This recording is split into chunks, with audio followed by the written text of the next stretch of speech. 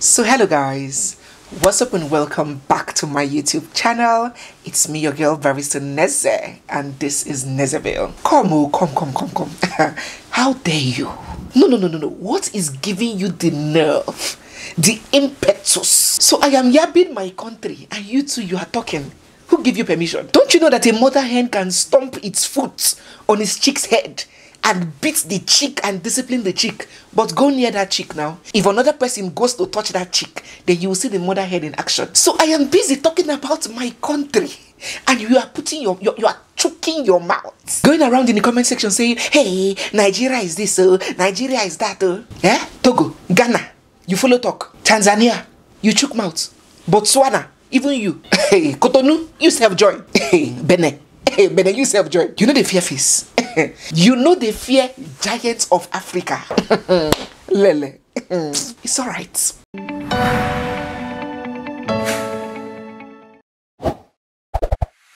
Don't mind me guys, I just feel we should begin today's video on a light note. Last week was a week of tears, anger, triggering news, and you know, we had so much extreme emotions all over the place. So I just want to dilute the tension a bit, relax and smile. The truth is that the very sad reality is that evil and inhumanity will continue to exist, whether we like it or not. As long as human beings live, evil will not go extinct. Because even for Christians, the Bible said that the heart of man is maliciously, dangerously wicked. So these kinds of stories and these kinds of things will always be a part of humanity. We just have to keep praying, keep doing our part, and keep learning from these stories, drawing lessons from these stories and hoping that at least it doesn't get worse. And please do not ever feel like it's only in Nigeria that these things happen. If I choose any country in the world, just name it. If I choose to speak about any country in the world and I go in depth doing my research, combing all the rural areas and coming up with these kinds of news, the baskets will be full too, and you all will still marvel at the skin-crawling news that I will still bring to you. So evil dwells and resides everywhere. It's just because I am from Nigeria and I chose to talk predominantly about Nigerian news that is looking like, hey, Nigeria.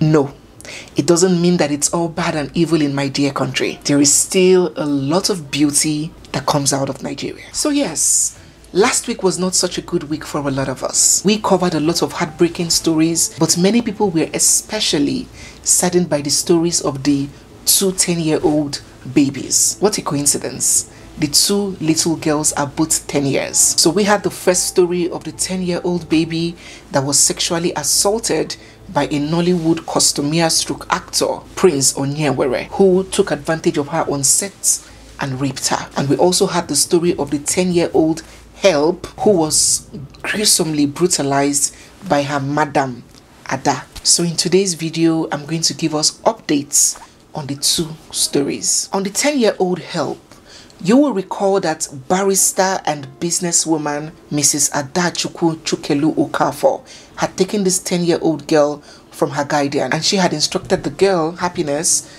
to beat her child. And somehow, I don't know what the child told the mother, I really don't know how it played out, but the mother was under the impression, or the mother said, that Happiness fondled with the privates of her child, and then she proceeded to gruesomely brutalize her. That is no correction. She took hot iron and, you know, burnt all over her body, burnt her buttocks.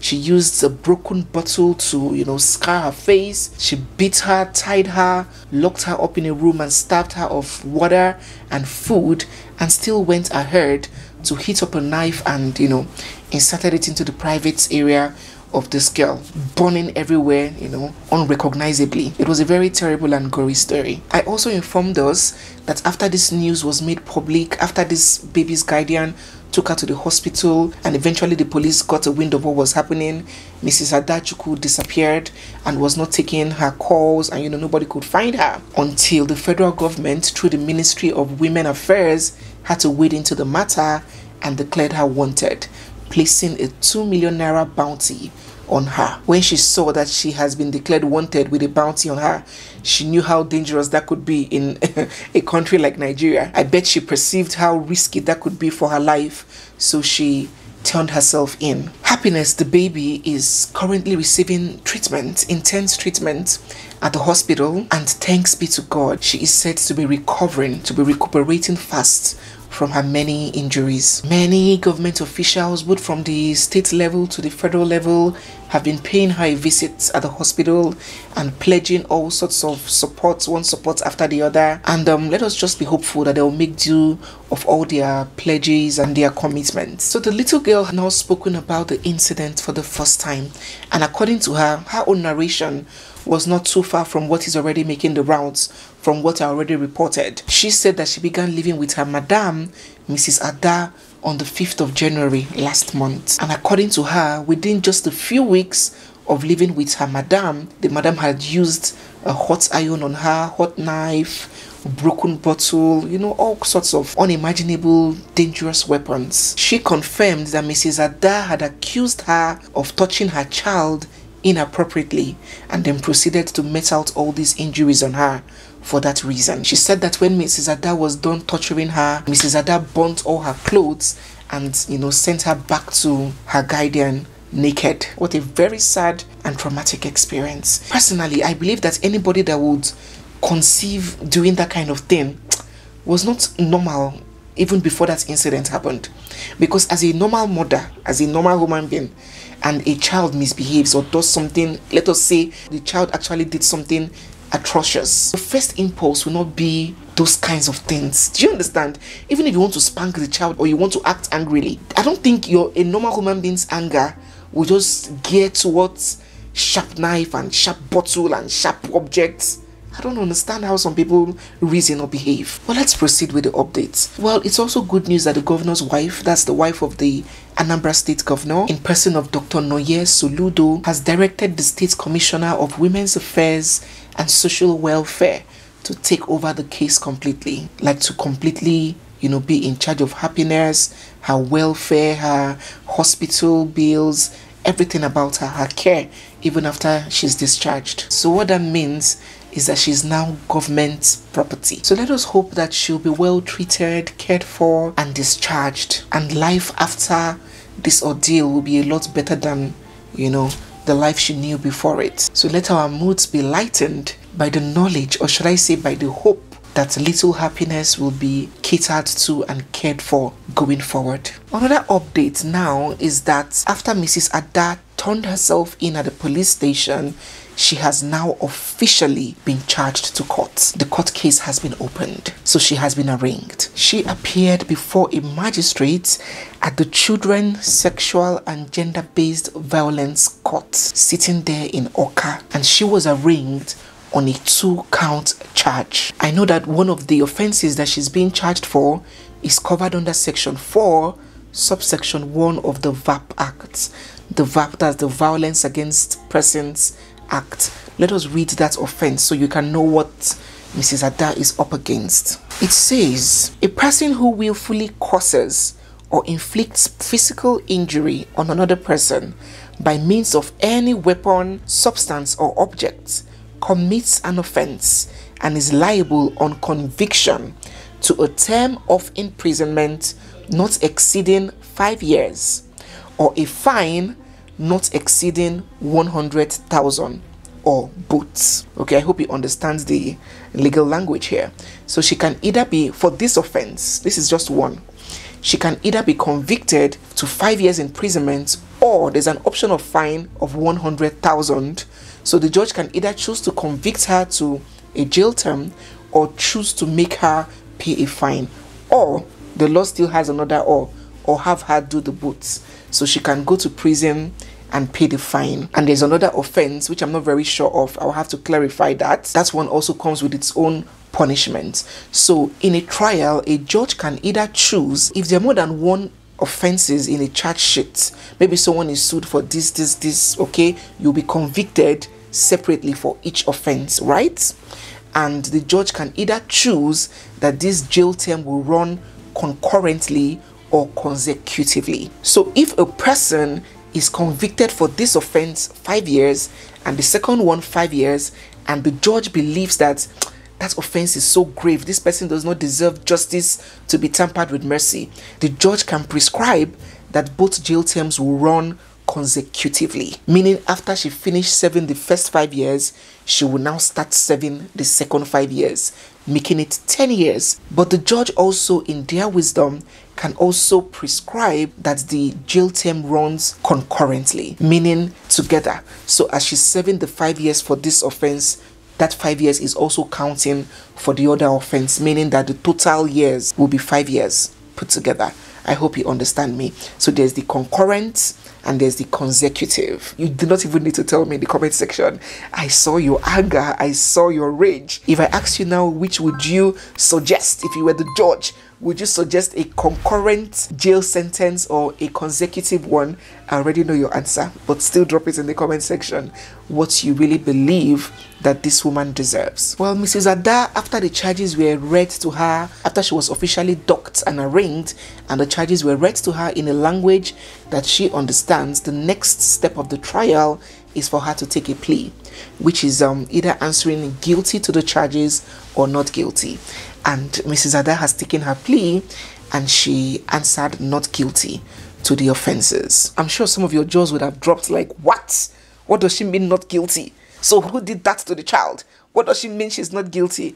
But I am not perturbed, I'm not disturbed, I'm not alarmed, because in fact 98% of most trials in Nigeria usually starts with the not guilty plea. It's usually like a default answer. Yeah, most trials in Nigeria commence with a not guilty plea. I know that over here we're not really big on plea bargains and all of that. So most times the weight will be put on the prosecution to prove its case. Even armed robbers and murderers caught in the act of their crimes usually plead not guilty. So I'm not alarmed. She would have her day in court, and I believe that justice will eventually prevail. So after the plea, Mrs. Ada, through her lawyer, made an application for bail. She came to court carrying her new baby, poor baby. So she attended her trial carrying her new baby. Remember I told you guys that she just had a baby not too long ago.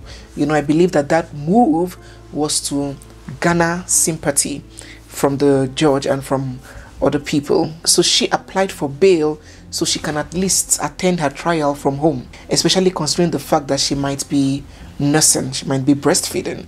So she came with the baby hoping that the magistrates would, you know, look upon her with mercy or pity and grant her bail. But the magistrate saw beyond that. The magistrate was not swayed at all by Mrs. Ada's act and he denied the bail.